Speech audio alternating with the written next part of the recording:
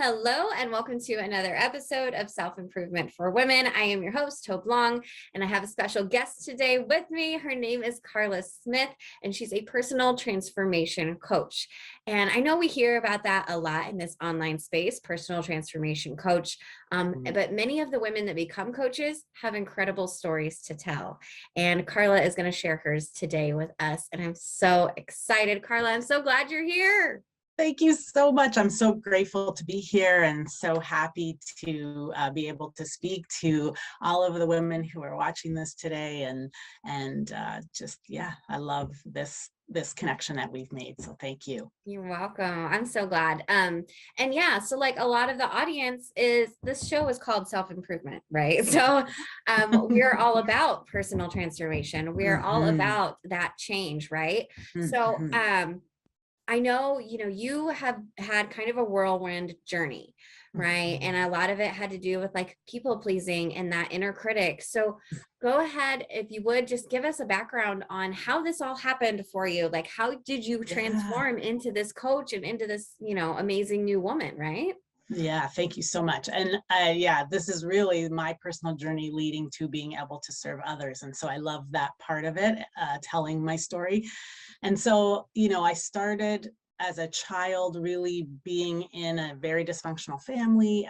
There was a lot of abuse that I witnessed and experienced, and that led to that extreme people pleasing, because I learned that the only way that I could really survive and feel safe was if I made sure that everyone else felt really, really good. And so that became my absolute internal way of operating, which led me to make choices around who I invited into my life, how I showed up, and how I treated myself, which was not very good. And so over time, all of that people pleasing, all of that energy around helping others first and putting myself last on my list led to a place where I really felt I honestly resentful and frustrated and really, really low. And I hoped that people would catch on. They don't. And so then I ended up falling into a really deep depression, which led me to wondering whether or not I should end my life. And I know we talked about this last time we spoke. On that day when that was the decision that I felt I was making, I left my house and went for this walk that really felt like forever, found myself in the middle of an intersection where in front of me was this incredible willow tree. And I just looked up at it. It felt like as if it was this divine moment in my life when really Source was speaking to me in that moment. And it was, I just asked, what do I need to do now? What is next for me? Is this what I'm meant to be doing? And it whispered to me, go home. And it's one of the most profound moments of my life. It was a moment when I realized that when I listen to myself, to my inner wisdom, now I know that I have choice, right? In that moment, I had the choice to live or die, to choose myself or not, to love myself deeply or not. And I just feel like in that moment, it changed everything for me. And that was the beginning of my personal transformation for sure. And then what led from there is so much work. And that's what now I share with other people. Yeah, that's amazing. That's amazing. And I know like it's not talked about very often, but like it is at the same time. Like it gets brought up that, some of us struggle from early childhood, right? Like we witness stuff, we saw stuff, we internalize that stuff, right? And then we get into adulthood, we realize we have an awareness about it. And then we make the decision to change that thought, right? But some of us don't, and some of us are on autopilot, and we still, I know for me, like I am still a person that says I had a great childhood. And I always lead with that, right? I had a great childhood. But what I never admitted this in the last 10 years or so until, I was in my 30s now. But like conversations about money and like my money mindset was off, right? And then like my relationship with self-love and acceptance as I was. Like I always was trying to do things to make other people very proud. Maybe not people pleasing, but like showing up, winning the trophies, winning the stuff, getting all A's, Yeah. going to college. All of that Absolutely. stuff I internalized as I had needed to be successful in order to receive love. The And condition. I didn't even think about that until I was in my 30s. I always deemed myself, oh, I'm just very ambitious, right? I'm just really Yes. ambitious, Right. but I'm not. Like I am, but I'm not. Yeah. You know what I mean? But that's not our human way, right? Like that's Yeah. not our natural way of operating. Absolutely. And you know, you mentioned at the top this inner critic piece, right? And what happens is our inner critic gets so intertwined with things like ambition or being good enough or feeling like we're fitting in or belonging, right? And so this dialogue that we have in our head feels natural and normal, but in fact it's our inner mean girl, right? Just saying, do more, be more, keep going, you're not enough. It's just constantly chatting to us in this unconscious ruminating way that halts us from really just being our best person to ourselves, right? Yeah. People pleasing is a form of inner critic chatter, right? We feel as though we're not enough, and so we keep doing more to make sure that we get love, that we're worthy of love, right? We are perfectionists because we never think that people think we're enough, right? So it's not that this is our personality. So often these are the things I hear, is that it's like, I'm just a perfectionist.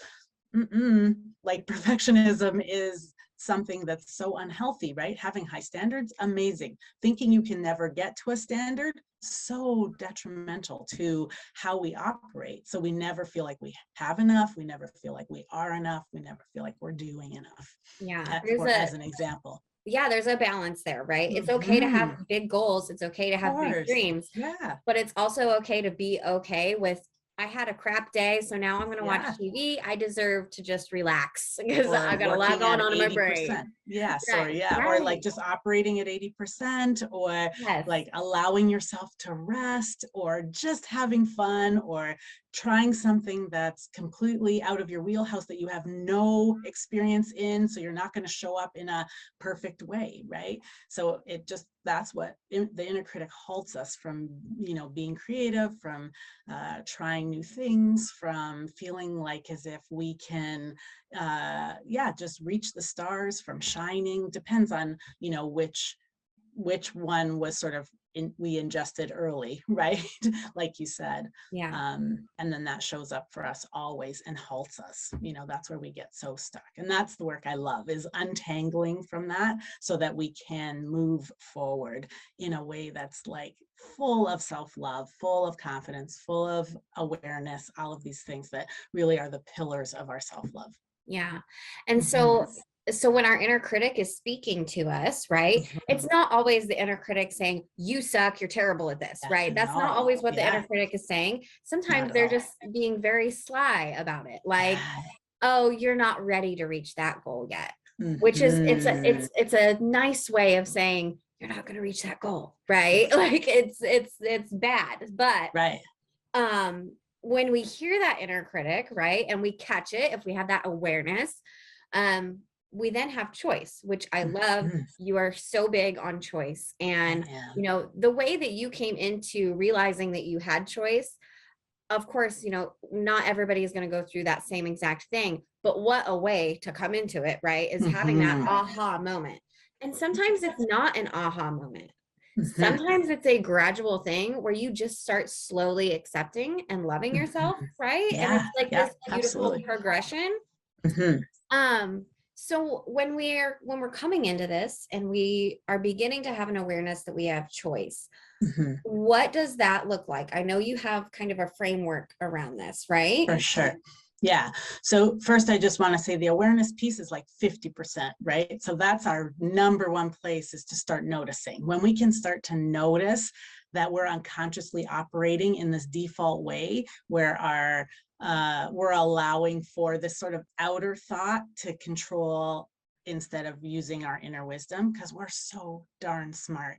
Like we just are such really, we know ourselves the best. We can absolutely figure out how to move forward in the best, shiniest, biggest way possible. But this little voice gets in the way, right? In exactly like you said, in sly ways, because it gets more entangled the smarter we get, right? The more we start to notice, then it's going to like go a little bit deeper. So we have to really be aware of it. So I really believe in this idea that our belief system is where everything starts. Our beliefs lead to our thoughts. Our thoughts really create our emotions, and then our emotions are how we are motivated to act, right? So if we believe that we're not good enough, then we think we can't do something, and then we feel insecure or or unworthy or something that doesn't feel good. And so we act by procrastinating or sabotaging ourselves. Alternatively, if we believe that we are capable of things, then we think that I can learn how to do this thing, or I'm going to go and like just explore, or I'm going to try it even if I don't know exactly what I'm doing, right? You think you can do those things. You feel confident. You feel accepting of yourself as a human that's imperfect. And then you act from this place of fully inspired way of being. So then you're going to go and try something, or you're going to go ask for help, or you're going to just put something out into the world, right? Yeah. And that And so, inspired action taking, that's why you see so many people that are very successful. They take inspired action, but it starts yes, with their belief, right? Their belief absolutely. is even it, like I think one of the core things that especially I know there's a lot of female entrepreneurs in the audience too.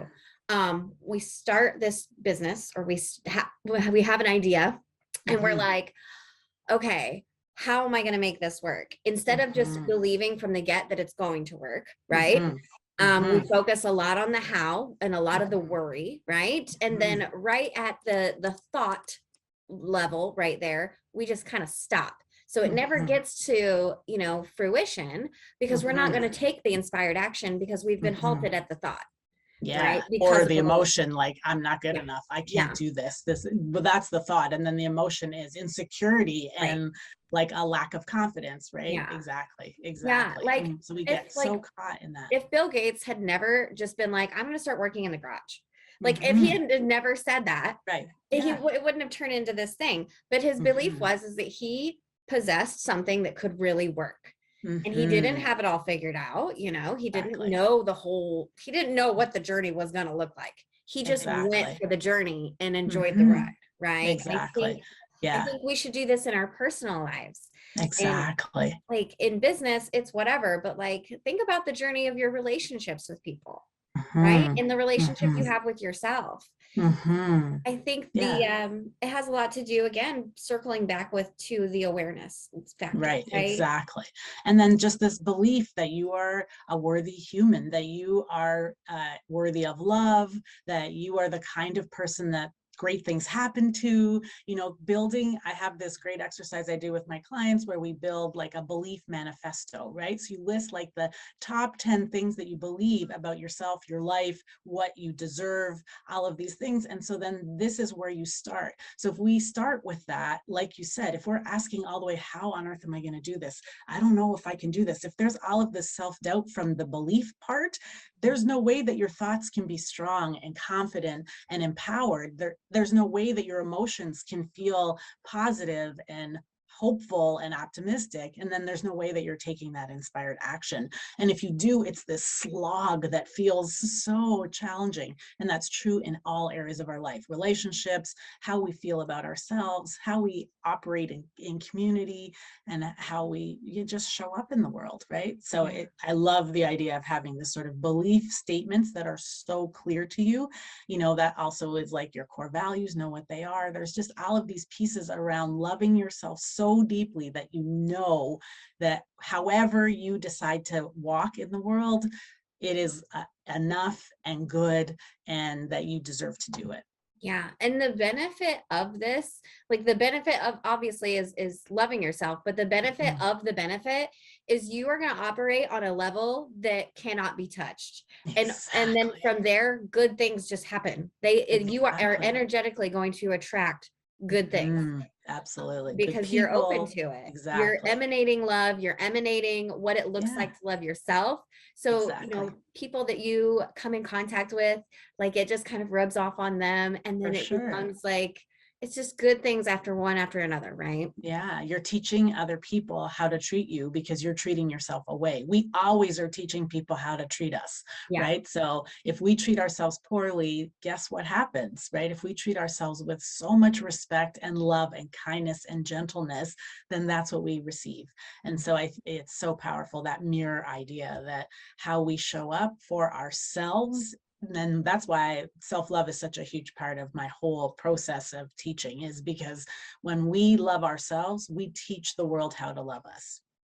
Yeah. And I think Mhm. sometimes the world needs that, right? Yeah, Um, for isn't that sure. right? And that's the truth. Yeah, it's the truth for sure. So for those of us that struggle with our inner critic, right? Mhm. How can we flip that switch, right? Mhm. How can Yeah. we practice, kind of rewiring ourselves to be more aligned, to be more loving of self and Mhm. emanate that joy and that walk in that light? Yeah, I love this question. So the first thing, like I said, is we need to be aware that our inner critic even exists. So often our inner critic feels like our natural voice. And so we have to separate that out. So that's the very, very first thing. And then for me, there's a depth of work that needs to happen here, right? So often we stay on the surface of things and think like, what's the quick fix? But for me, there's a depth. We have to get into the place where the inner critic kind of began, right? What are the circumstances with which I first ingested and decided to take this on? It always started from outside of us, because we are born in our full wisdom, right? We are born with confidence. We are born loving ourselves. And then things happen, right? So the more your inner critic is speaking, then there's probably some deep work to do there. And so figuring that out, so unearthing those pieces. And then we want to like show up in a way where we're light and I just always feel like we don't want to, it's not like we need to be hard on ourselves for having had this inner critic. There's this room for gentleness, for acknowledging that in this moment, I beat myself up because I made a mistake in a post that I sent out into the world. And then there's just like, no, I'm just going to be really good to myself. So learning how to be really self-compassionate as you go through the process of rewiring. I think you mentioned that. So we want to swap out those thoughts that we've had for all of this time, those beliefs. So like that belief manifesto, having some affirmations. So I love affirmations, this positive statement that really allows us to see ourselves sort of in the future, believing those statements as our truth, right? So putting in some things about I'm good enough as is, I am a worthy person, I'm a great businesswoman, I'm a beautiful partner, whatever the things are that you're bringing to yourself, having those there, really really putting them in place so they take over a little bit, so we can quiet the volume down on the inner critic and turn up the volume on our inner wisdom, right, our truth.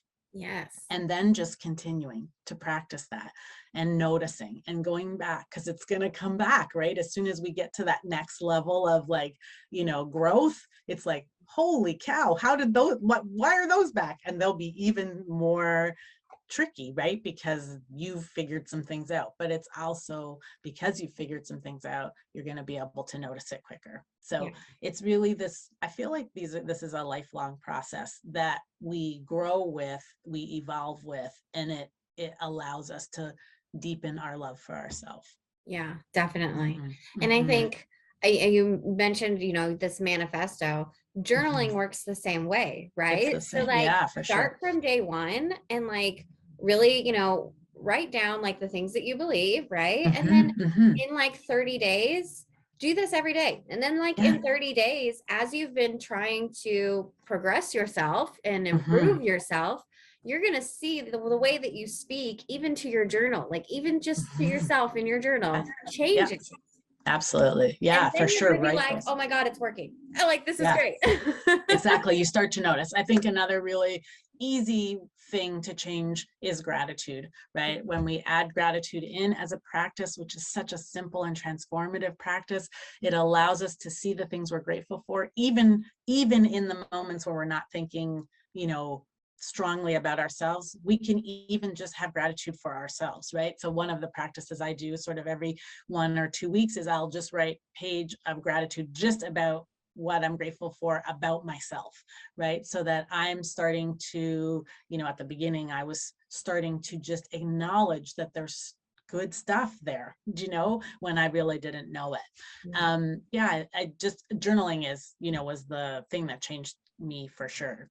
Yeah, I 1000%. think I love that you said this, because women don't do this very often in our day-to-day lives. We don't realize how amazing we are, because look at all the things that we're doing. Look at all the people that we're taking care of. Absolutely. We're working, we've got kids, we're homeschooling, Absolutely. we're driving to soccer practice, we're going to the bank, we're going to the grocery store, we're making sure our family's fed, we're doing the laundry, like all these different things. I know it sounds really silly, but No. holy cow, without you, this house would fall apart, right? Exactly. And so thank goodness for you, right? Thank goodness for yourself, because you're amazing and you're doing all these things. You're amazing. Yeah, I love it.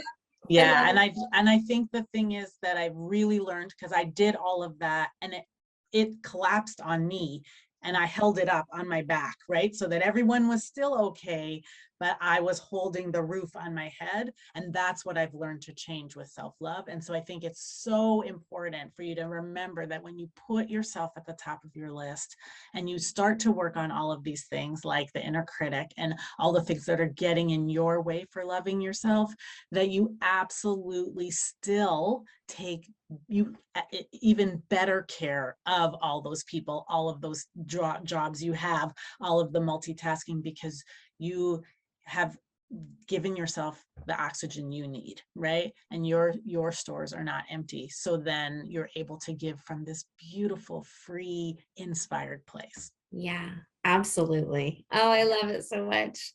Thank you. Karla, thank you so much for coming on today. You guys, if you want to connect with Karla, all of her stuff is here at the bottom. She is a real person. She would love to talk to you. And she would love to connect on Instagram, on Facebook, all of those places.